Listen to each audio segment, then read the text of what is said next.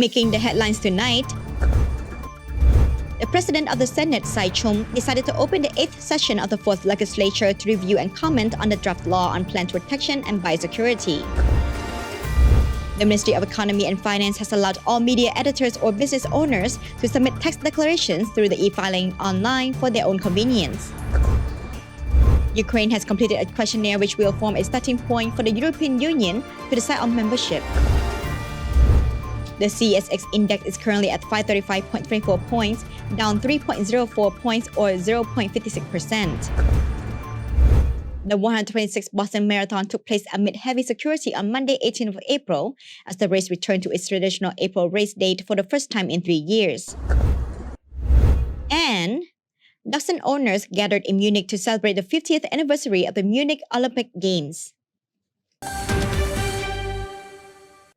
This is the Daily Roundup on EAC News Channel. A very good evening to you. My name is Dekanin. The President of the Senate, Sai Chum, chaired a meeting on Tuesday, 19th of April 2022, deciding to open the 8th session of the 4th Legislature to review and comment on the draft law on plant protection and biosecurity. EAC News reporter Anthony Ellis has the story.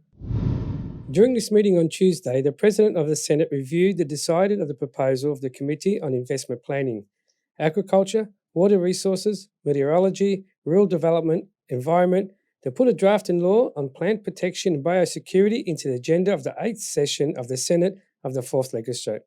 The draft law also aims to improve agricultural productivity, food security, hygiene, quality and safety of agricultural products, as well as biosecurity of plants and goods subject to inspections for trade facilitation. According to the Cambodian government, the new draft law will contribute to the development of the agricultural sector, such as protecting the interests of farmers through the management of plant protection and the implementation of biosecurity measures to reduce the losses that can be caused by harmful contamination of plant resources and crop products in agricultural protection systems. The draft of law on protection of plants and biosecurity also specifically prevent the implementation of outbreak and infestive pollutants that cause catastrophic damage to agricultural crops, biodiversity and the environment of Cambodia. In fact, the outbreak of pests such as golden apple snails, greening, Monsac virus, fusarium wilt, and the fall of armyworms on coal and recently affected agricultural products and national economy is remarkable. Anthony Ellis, EAC News. The General Department of Taxation of the Ministry of Economy and Finance has allowed all media editors or business owners to submit value-added tax declarations through the e-filing online business tax declaration management system for their own convenience. EAC News reporter Dachshunds has the details. The guidelines released by the General Department of Taxation on the introduction of value-added tax declaration through the online business tax declaration management system, also known as e-filing, states that this is an alternative online tax declaration method introduced for the purpose of modernizing the tax administration, providing efficiency and effectiveness, as well as ensuring transparency, convenience, speed, time savings, and reliability in providing services to taxpayers. The department states that from now on, all self-declared taxpayers who receive supplies of digital goods or digital services and all e-commerce activities conducted by non-resident taxpayers must file their VAT declaration forms from the tax period starting in April 2022 using the e-filing online business tax return management system. All medium and large taxpayers must file a VAT return using the e-filing system no later than the 25th of the following month. The tax-related transactions are tax-exempt by 10% from the delay in filing the declaration. To learn more about the use of digital shopping lists or services or alternative taxation in the e-filing management system, users can refer to the detailed instructions released by the General Department of Taxation on their website, where there is a video tutorial. Taxpayers can also call the department's call center at 1277 or send a message in the GDT live chat by downloading the app from the iOS App Store or Google Play Store. Darshana Gochan, EAC News.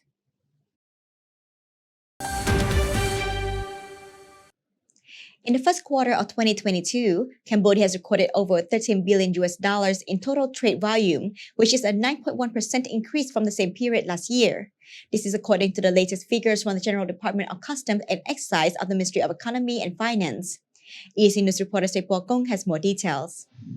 Cambodia has exported around $5.7 billion worth of product to foreign market in the first quarter of the year, which is a 25.7% increase from the same period in 2021.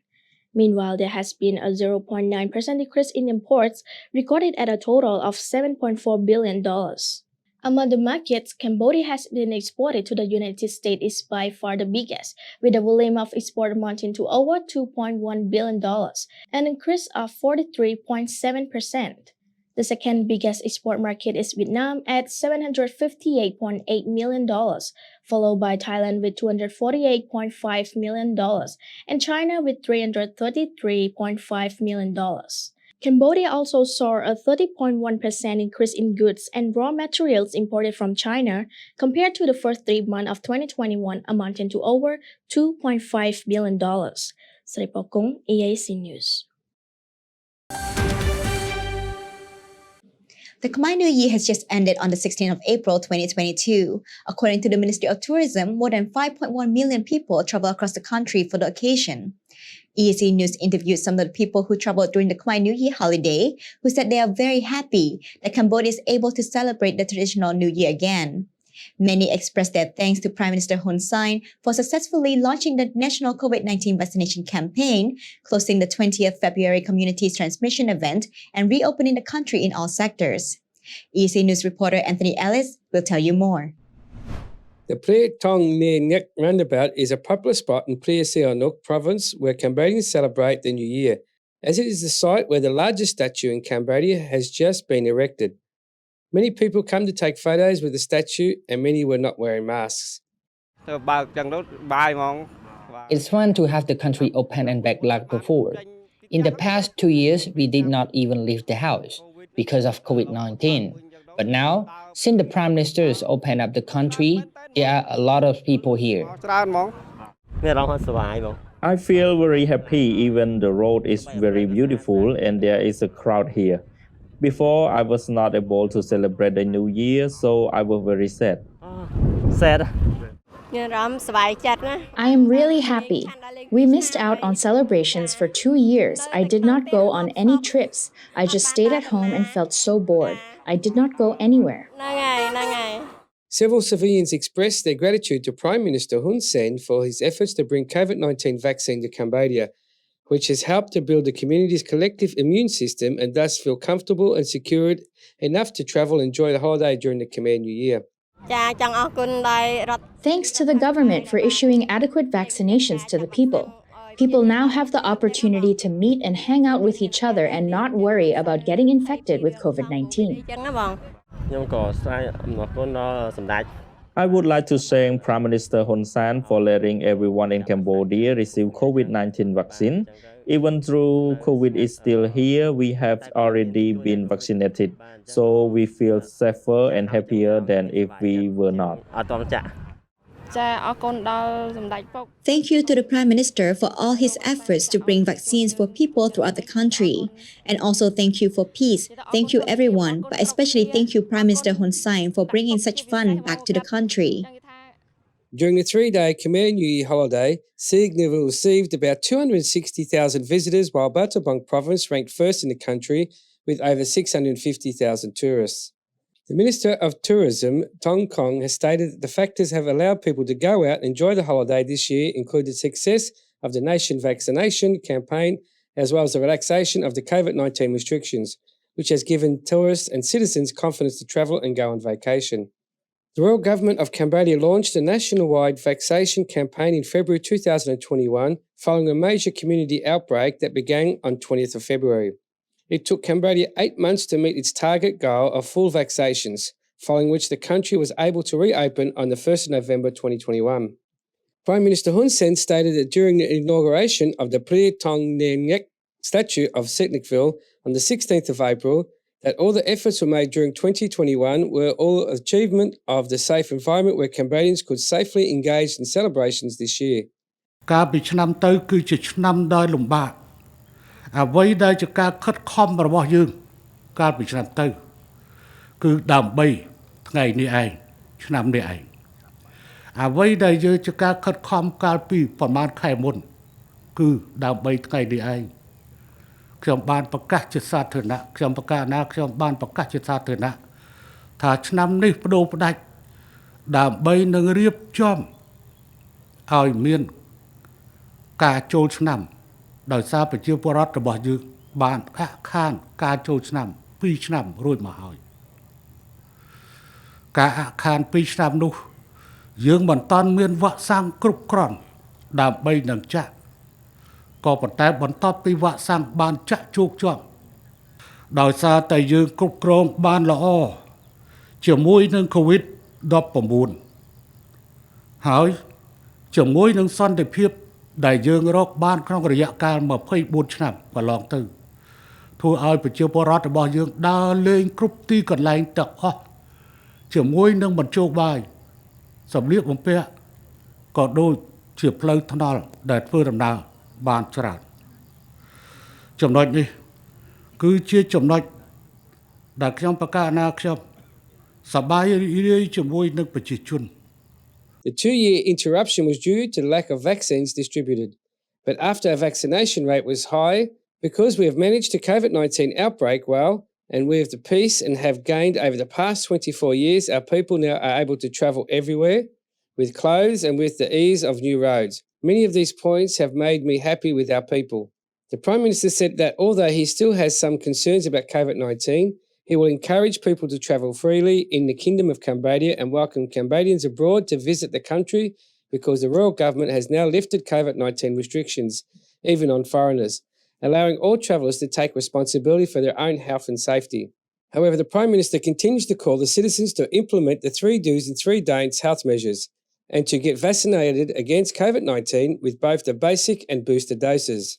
As of April the 17th, 2022, Cambodia has vaccinated more than 14 million people, which accounts to 92.84% of the total population. The Ministry of Health has also confirmed that there are no large-scale outbreaks of COVID-19 were recorded over the Khmer New Year. Anthony Ellis, EAC News. The Ministry of Health has announced that it will add additional teams of mobile doctors deployed to provide COVID-19 vaccinations, both the base and booster doses, at factories, schools, markets, and major towns across Cambodia, so that getting the COVID-19 vaccine will be easier for the public and the community's collective immunity can grow stronger. EAC News reporter Dachshunds has more details. According to the Ministry of Health's announcement on Monday, 18th April, reminding all eligible members of the public to go and get their booster doses of the COVID-19 vaccine. After the Khmer New Year, there will be an additional team of mobile doctors deployed by the Ministry of National Defense to vaccinate people at the local level in the provinces of Phnom Penh, Kandal, Kampong Spu, Battambang, and Banti Minche. Volunteer youth doctors will also be deployed to administer vaccinations on the ground in Kampong Cham, Kampot, Preveng, Kampong Chanang, Tabong Kamom, Kampong Thom, Pursat, Svai Rieng, Stung Treng, and Kroche provinces. Additionally, another team of doctors will be deployed by 10 provincial administrations to vaccinate main target groups. This vaccination drive was jointly coordinated by the Ministry of Labor and Vocational Training, local authorities, the Ministry of Education, Youth and Sports, and the capital provincial administrations to set up vaccination sites at priority locations such as factories, enterprises, markets, towns, and schools. COVID-19 vaccination sites at public health facilities in the 25 capital provincial administrations continue to operate daily, including on Saturdays and Sundays. The Ministry of Health urges the public to please visit the vaccination sites at the health centers or one of the mentioned target group areas, and also reminds that there will be a team of doctors deployed to administer vaccines to people at home for those who cannot access the available vaccination sites. The Ministry of Health emphasizes that these actions are being taken to alleviate any hardships faced by people who need to get vaccinated on time but cannot easily access vaccination sites, as well as to increase the rate of vaccination and boost both individual and community immunity to help prevent the further spread of COVID-19 and in particular the Omicron variant, which is still circulating in the community, as well as to prevent the spread of any new strains of the virus. Darshana Gauchan, EAC News. Cambodia has reported 14 new COVID-19 cases, none of which were imported. There have been 12 patient recoveries and no new deaths. The kingdom has now recorded 15,649 cases of Omicron, 1,355 imported, and 14,294 community cases. Cambodia's COVID-19 case tally has now climbed to 136,090. The death toll stands at 3,055. The number of patients treated successfully since the pandemic reached Cambodia is 132,801, and the tally for imported cases remains at 21,212. Healthcare workers are currently treating a total of 157 patients.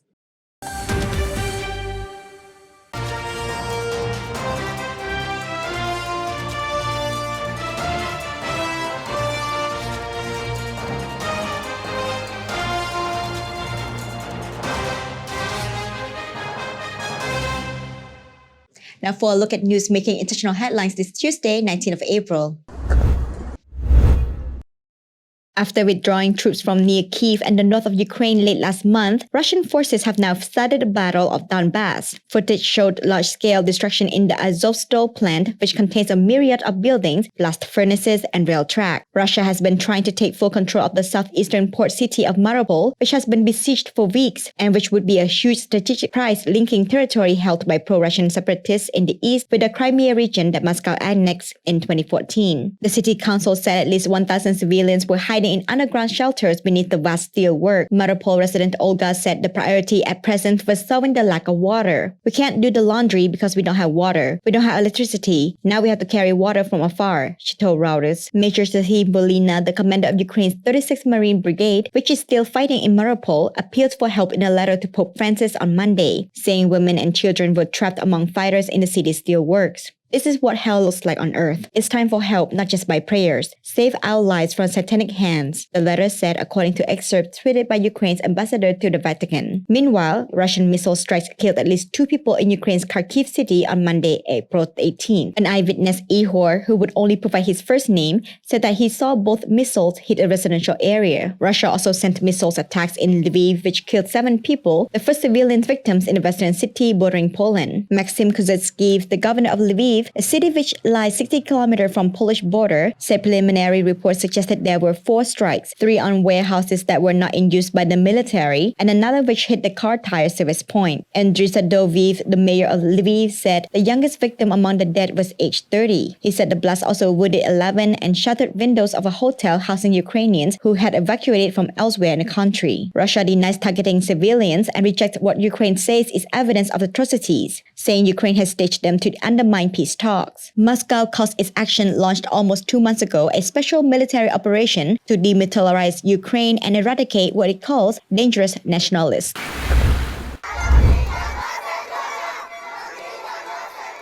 Peruvian President Pedro Castillo said on Monday the 18th of April that he would make a law proposal to provide chemical castration for rapists. Castillo said he expected support from Congress after a case of a 3-year-old girl who was kidnapped and raped in the town of Chilagao, which shook the country. In the streets of Lima on Sunday the 17th of April, groups of protests demanded justice for the child, chanting, "Children shouldn't get raped." It's unthinkable this government is not doing anything to put an end to all of this, its unidentified protester told the local media as she cried and held her baby in her arms. On the 13th of April, Chialo police detained a 40-year-old man accused of kidnapping and raping a 3-year-old girl. The chief of the Lambayeque region police, General Fernando Rios Zavala, said the man admitted to the police he kidnapped the girl after being stopped in his vehicle by the authorities.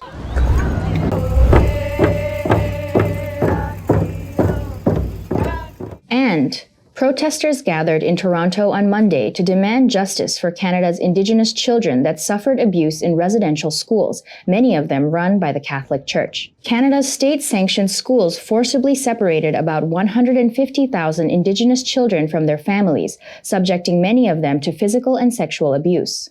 The country's Truth and Reconciliation Commission has called the practice cultural genocide. On 1st April, Pope Francis issued an apology for the Catholic Church's role for the deplorable behavior of those members of the Catholic Church. I ask forgiveness from God, and I would like to tell you from the bottom of my heart that I am very pained, he said. But protesters say the Pope's apology does not go far enough. Protesting outside St. Michael's Cathedral Basilica, they hung up the names of the abuse victims on the cathedral's fence. As part of a 2006 settlement agreement, an entity incorporated by the Catholic Church agreed to pay $63.2 million US dollars to an Aboriginal Healing Foundation for survivors through services such as counseling and further fundraising. According to the Indian Residential School History and Dialogue Center, a 2015 court ruling let the Catholic Church off the hook with tens of millions from the 2006 settlement unpaid.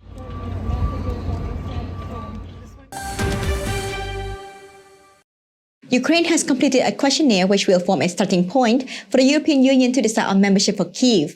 Ihor Zokwa, deputy head of President Volodymyr Zelensky's office, said, "We are with you as you dream of Europe." European Commission President Ursula von der Leyen handed the questionnaire to Zelensky during the joint news conference in Kiev on April the 8th. She pledged a speedier than usual start to Ukraine's bid to become a member of the EU following Russia's invasion of the country, saying the progress would take weeks rather than years. Shokova also said that the European Commission will need to issue a recommendation on Ukraine's compliance with the necessary membership criteria. Shavkova added that Ukraine expects to acquire the status of the candidate country of EU accession in June during the scheduled meeting of the European Council meeting. We understand that it is formally Ukraine's path towards the European Union. We understand that our other people deep in the souls and minds are part of the Europe anyway for a long time. But nevertheless, each country has to take this path. Unfortunately, we are walking this path in tragic times, and many people who have European mentality are losing their lives, the most precious thing to have, President Volodymyr Zelensky had said. EU Commission President Ursula von der Leyen told reporters, "In this envelope, dear Volodymyr, there is an important step towards the EU membership. The questionnaire that is in here is the base of the discussion in the upcoming weeks. The European Council is to meet in June the 23rd to 24th according to the Council schedule on its website."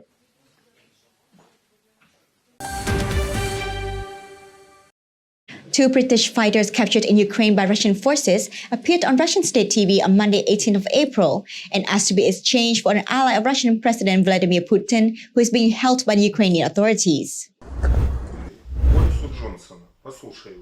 The two captured Britons, Sean Pinner and Aidan Aslin, spoke to the camera after being prompted by an unidentified man, but it is not clear how freely they were able to speak. The footage was broadcast on Russian state TV channel Rossiya 1. The men both asked British Prime Minister Boris Johnson to exchange them for pro-Russian Ukrainian politician Viktor Medvedchuk. I think Boris needs to listen to what Oksana has said.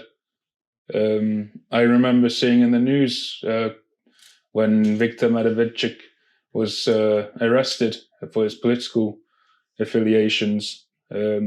If Boris Johnson really does care, like he says he does, about British citizens, and he would help pressure Zelensky to do the right thing and return Viktor to his family and return us to our families. Mr. Boris Johnson, obviously I'm Sean Pinner. A lot's gone on over the last 5 or 6 weeks that I'm not fully aware of. Obviously, I understand that Mr. Medvedchuk has been detained, and we look to exchange myself and Aidan Aslin for Mr. Medvedchuk. Obviously, I'd really appreciate your help in this matter and pushing this agenda. An unidentified man can be seen showing the two Britons a video appeal on a mobile phone by Medvedchuk's wife, Oksana, in which she asked for her husband to be swapped for the two British nationals. A video appeal by Medvedchuk, in which he asked to be exchanged, was released on Monday by Ukraine's security service. In his appeal to Putin and Ukrainian President Volodymyr Zelensky, Medvedchuk asked to be swapped for the defenders of Mariupol and its citizens who are there today and have no opportunity for a safe exit via a humanitarian corridor. Medvedchuk is the leader of Ukraine's opposition platform For Life Party and an ally of Putin, who has spent years advocating closer ties between Russia and Ukraine. Both Pinner and Aslin had been fighting for the Ukrainian army in the southeastern Ukrainian city of Mariupol, which is now almost entirely under Russian control. Iran's armed forces will target Israel's heart if it makes the slightest move against the Islamic Republic. President Ibrahim Raisi told a military parade on Monday, 18th of April, amid stalled talks between Tehran and world powers to revive a 2015 nuclear pact. Israel, widely believed to have the Middle East's only autonomic arsenals, says it will not be bound by any Iran nuclear deal and could eventually take unilateral actions against Iranian nuclear sites. The message for the Zionist regime is that if you are looking to the normalist relations with some country of the region, you should know that even the slightest movement of yours is not hidden from our intelligence, security, and armed forces. You should also know that if you make even the slightest move against the Iranian people, rest assured that the target of our armed forces will be the center of the Zionist regime, Raisi said in a televised speech at a military parade to mark the National Army Day. Troops marched in front of the podium where Raisi stood with army officers, helicopters flew overhead and parachutists dropped down over the parade area near the tomb of Ayatollah Ruhollah Khomeini, the founder of the Islamic State. The United States and Iran have been engaged in direct talk for more than a year to rescue the pact. Washington left it in 2018 and reimposed sanctions on Tehran. But the talks were suspended last month over the unresolved resolve of whether the United States might remove the Islamic Revolutionary Guard Corps from the U.S. Foreign Terrorist Organization list as demanded by Tehran. Iran has reacted by breaching the deal's limit on its nuclear program. Under the deal, Iran limited its nuclear force in return for relief for economic sanctions. It has accused Israel of several attacks on facilities linked to the program and killing Iranian nuclear scientists. Israel has neither denied nor confirmed the allegations. Israel, which the Islamic Republic refuses to recognize, says it will not accept the Islamic Republic as a nuclear threshold state. Let's have a look at today's finance. The CSX index is currently at 535.24 points, down 3.04 points or 0.56%. The daily exchange rate is 4,045 rial to the US dollars. Now I look at what else is happening in finance around the world. 4 European Union countries have announced measures worth more than 80 billion euros to shield consumers and businesses from soaring energy prices exacerbated by the ongoing Russia-Ukraine conflict. France, Germany, Italy and Spain are cutting taxes on funding rebates on fuel, electricity and natural gas. France is introducing a 0.15 cent euro per litre rebate on transport fuel until July. Germany plans to include a 3-month cut in fuel prices by 0.3% euro per litre for petrol and 0.14 euro for diesel. Italy said in February it would spend about 6 billion euro on helping cut levies on energy bills. Spain's 16 billion euro shock plan will take effect this month and last for the last 3 months. The government will subsidise fuel prices by 0.2 euro a litre and provide 450 million euros in direct aid for transport companies. US stocks closed lower yesterday after a session which saw 3 benchmarks slip between positive and negative territory as investors contrast the Bank of America's positive earnings with struggling bond yields ahead of further earnings cues this week. Trading volumes were thin after Easter break.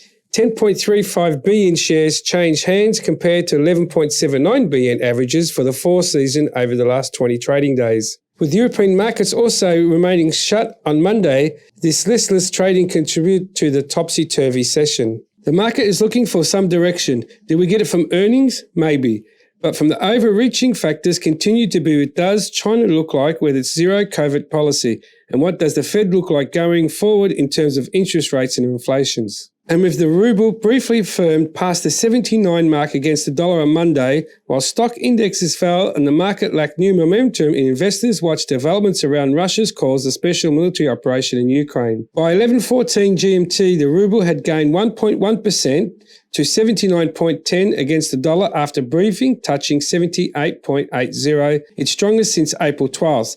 Against the euro, the ruble firmed 3.3% to 82.60, a level last seen on April 8th. This week, the ruble is expected to trade within the range of 79 to 82 to the dollar and 84 to 87 to the euro, Rosbank analyst said in the note. The ruble can encounter some downside pressure from the central bank, which is expected to lower the key rate from 17% at its next boarding meeting in April the 29th. This month, the ruble could see support from the tax payments of companies are due to pay a record 3 trillion rubles, $37.50 billion in taxes, for which some export-focused companies need to sell foreign currency, according to the analysts. Now let's have a look at what's happening at the yen. With nothing stopping its slide, the yen has fallen to a 20-year low against the dollar. The dollar rose 0.37% on the yen to 127.44 yen in early trade, its highest level since May 2002. It has risen 4.5% on the Japanese currency so far this month,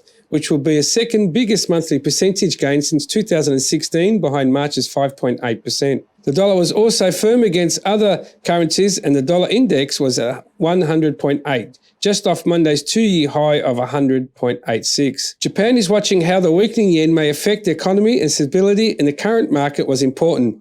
Finance Minister Shunshichi Suzuki said on Tuesday, retraining earlier remarks of the several politicians and officials. The euro was at 1.0776, testing last week's two-year low of 1.0756, and the sterling was also soft at $1.3006, not helping the latest fighting in Ukraine. Elsewhere, the Australian dollar edged up from Monday's one-month low and was trading at 73.55 cents. Bitcoin has also managed to find its feet, trading at 40,800 on Tuesday after hitting a one-month low at 38,547 on Monday. After the break, a look at all the latest sports news.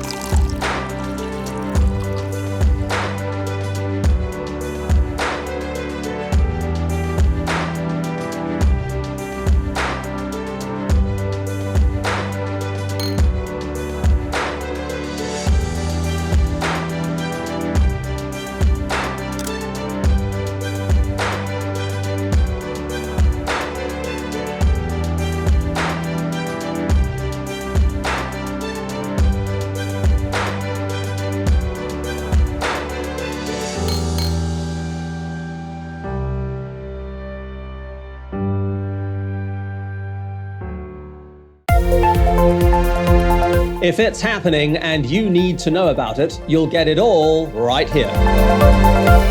EAC News brings you updates and breaking news in English across all of our platforms and channels. The EAC News app, YouTube, Facebook, Telegram, Twitter, and our website www.eacnews.asia. Join me and the rest of the EAC News team every day on your favorite channels.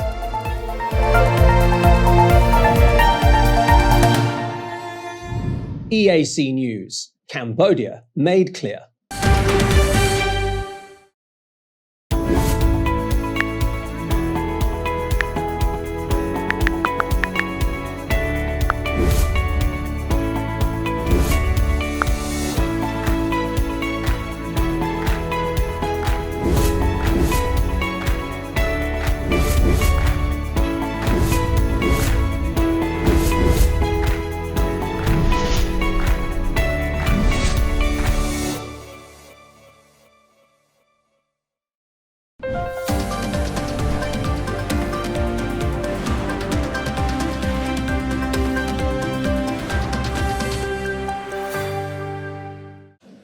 The 126th Boston Marathon took place amid heavy security on Monday, 18th of April, as the race returned to its traditional April race date for the first time in 3 years, with 30,000 athletes participating, covering 26.2 miles from Hockinton to Boston.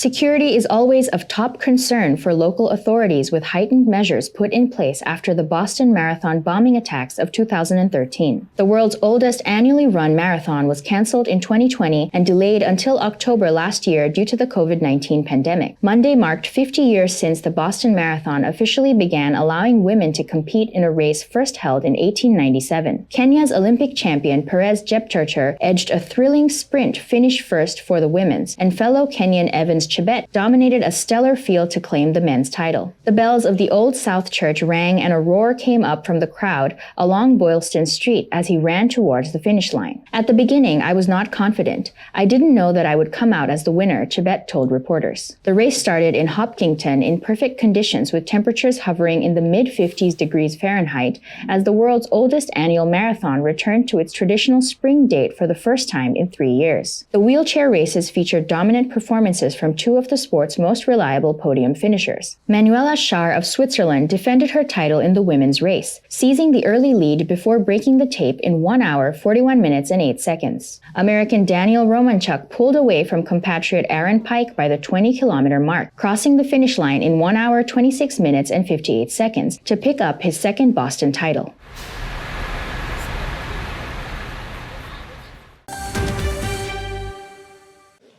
Portugal forward Cristiano Ronaldo and his partner Georgina Rodriguez, who announced in October last year they were expecting twins, said on Monday, 18th of April, one of the two babies has died.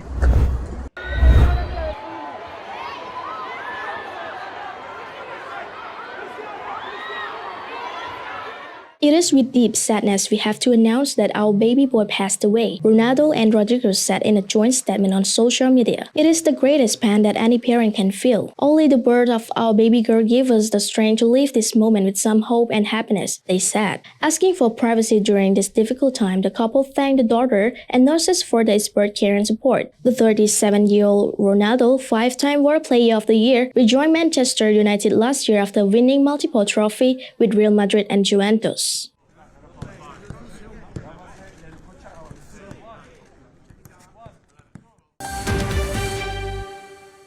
Now let's have a look at the weather and what you can expect for tomorrow.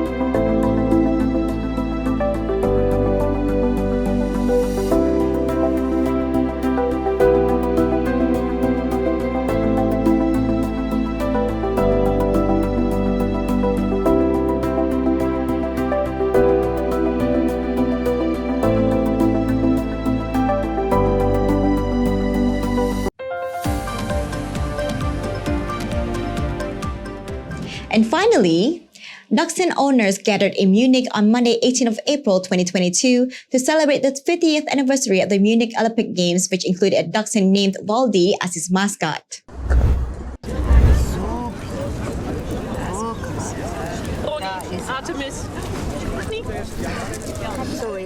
Under clear blue skies, the Bavarian city have held Easter events on the former grounds of the 1972 Munich Olympic Games. Dog owners had found memories of Waldi, which was the first official mascot in history of the Olympic Summer Games. Some of the dogs wore jumpers in colours resembling the design of Waldi. So we thought this is just the right outfit for today, and I just hope that it was not too hot because otherwise they would not been able to be dressed, said Dachshund owner Christine. The Dachshunds participated in an obstacle course and a fashion show and a walk around the Olympic Lake. Back in 1972, a Dachshund mascot was given since they were a popular breed among citizens in Munich. The president of the German National Olympic Committee, who organised the 1972 Games, also owned a Dachshund. The official date of the 50th anniversary will be late August, with the Games having taken place in August the 26th to September 11th, 1972. The 1972 Olympic Games were overshadowed by a terrorist attack on Israel Olympic teams by a Palestinian military group, which led to the death of 12 and 5 other predators during the second weeks of the game.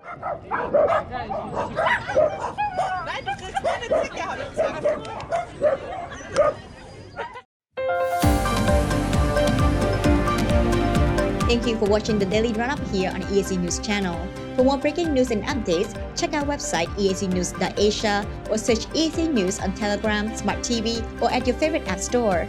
More from EAC News team tomorrow night at 8 p.m. We will see you then.